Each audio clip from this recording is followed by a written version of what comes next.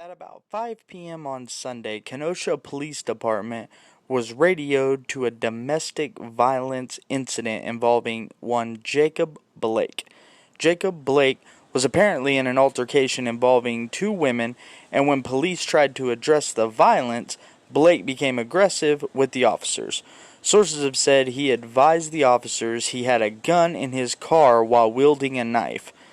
The officers reported deploying their tasers, which malfunctioned.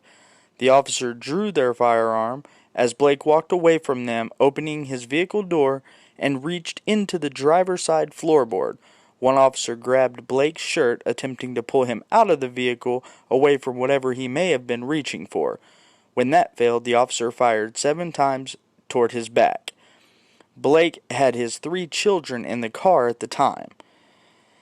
The officers performed medical aid until EMS arrived and took Blake to the local hospital. Now, I know this is an unpopular opinion, but I've never been one to care much about popularity over factual evidence.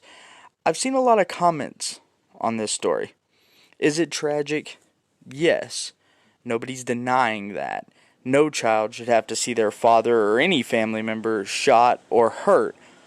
But few questions arise in my head while reading this. 1. Why was Blake out of the car away from his small children to begin with? I don't know, because those facts have not been presented. 2. Why was Blake being so resistive knowing his children were in the car? Again, I don't know. And C. What would lead the officers to have such an aggressive stance with Blake over, say, another individual? Now that I can answer, and I'll tell you why. The criminal record of Jacob Blake reads like a who's who of charges, from multiple counts of domestic violence, to assault on police officers, to sexual violence. As a police officer, when you go into a call of any violence, you have a guard up. It's like second nature.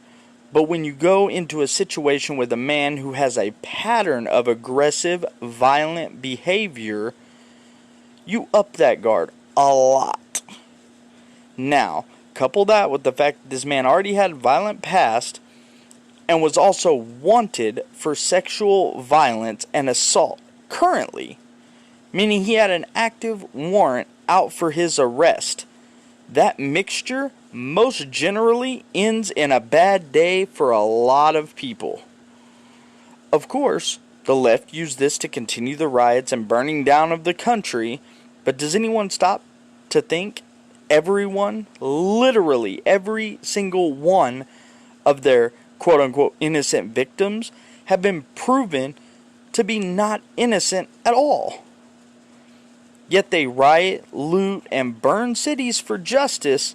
When an actual innocent person is killed, they made excuses as to why his life didn't matter, such is the case with Cannon Hinton and David Dorn.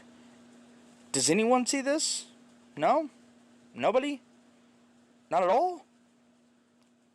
Didn't think so, really, to be honest.